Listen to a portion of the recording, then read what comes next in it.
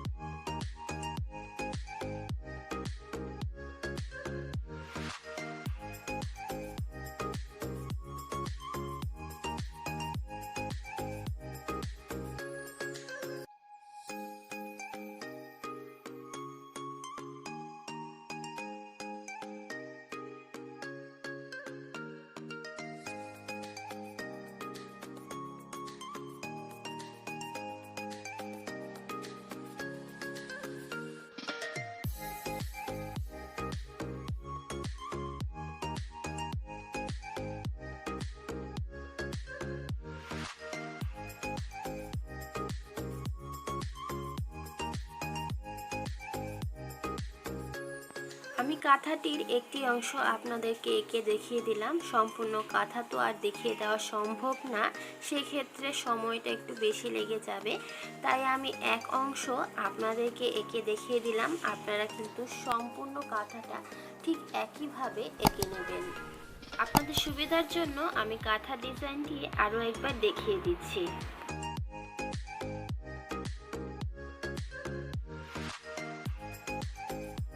আজকে এখানেই বিদায় নিচ্ছি। দেখা হবে অন্য কোনো পর্বে অন্য কোনো বিষয় নিয়ে। আসসালামু আলাইকুম।